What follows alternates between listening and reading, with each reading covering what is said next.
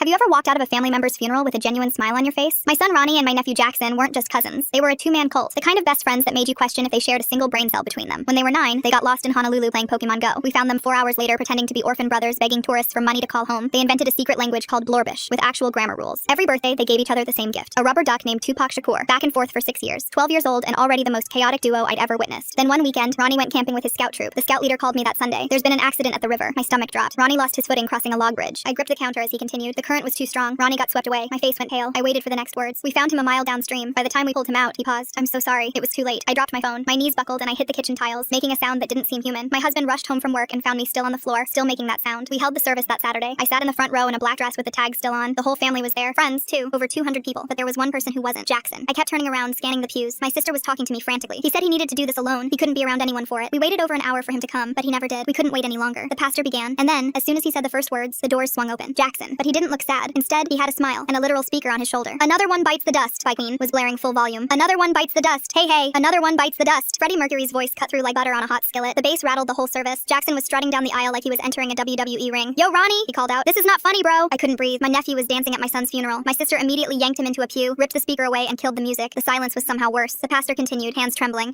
Okay, we shall now start the service. But Jackson couldn't stay quiet. Every few minutes he'd yell, "You'll never beat the Irish," an inside joke between him and Ronnie, or start singing, "Give Jellyfish Fields a chance." Everyone was staring at him, angry, disappointed, confused, and in shock. But no one said a thing. No one dared to. How could they? Then suddenly, Jackson stopped making noise. He sat in silence for 20 minutes, then looked up with these teary eyes and said loud enough for everyone to hear, "He's not dead. My best friend can't be dead." Everyone's anger towards him shifted to sorrow instantly. We realized Jackson wasn't being disrespectful or playing some game. He was a 12-year-old boy drowning in denial, or so we thought. When end of the service came, everyone lined up to pass the casket. Jackson stood up too. My sister tried to grab him, but he pulled free and walked toward the front, towards the casket. The whole room tensed. What was he about to do? He reached the casket, looked down at Ronnie. His shoulders shook. Then he licked his finger and shoved his finger in Ronnie's ear. "Wet Willie," he yelled. At a funeral, to a corpse. The whole room paused. "Jackson!" I screamed, running toward him. The pastor dropped his Bible. Grandma staggered into my uncle's arms. Jackson stumbled backward, howling with laughter. I was about to tear Jackson a new one. Then I heard it. Someone said, "Wait, is Ronnie smiling?" I froze, turned back to the casket. My son's lips were twitching, corners pulling up. He was fighting a smile. Ronnie, his eyes shot up. "Goddamn Jackson, the Wet Willie? Really?" He sat up in the casket. The church exploded, screaming, crying. Grandma hit the floor. Jackson collapsed on the ground, laughing so hard no sound came out. Ronnie climbed out of the casket and grabbed him by the collar, also laughing. The pastor stood frozen like he'd witnessed an actual resurrection. I grabbed Ronnie and pulled him into me so hard I probably cracked a rib. Turns out when your son literally comes back from the dead, the first thought isn't how. It's "you're alive." I finally let go after what felt like hours. Then I grabbed both boys by the collar. "Explain, now." Jackson wiped his eyes, still wheezing from laughing. We made a bet. Ronnie said he could fake his death and make it through the whole funeral. If he won, I had to give him my PS5, the one I won at the gaming tournament. Ronnie grinned. I was so close. When I realized he had everyone fooled, Jackson said, I knew my only chain was to make him laugh. The Wet Willie was my last resort. I stared at them, these psychopaths I'd raised. "You realize," I said slowly, "we were going to cremate you tomorrow." Ronnie's smile vanished. Jackson's too. The room went silent. Ronnie looked at Jackson. Jackson looked at Ronnie. "I still want the PS5. Absolutely not." They argued about it for 3 weeks. By the way, we're suing the funeral home. What kind of idiots don't notice a 12-year-old isn't actually dead for 48 hours?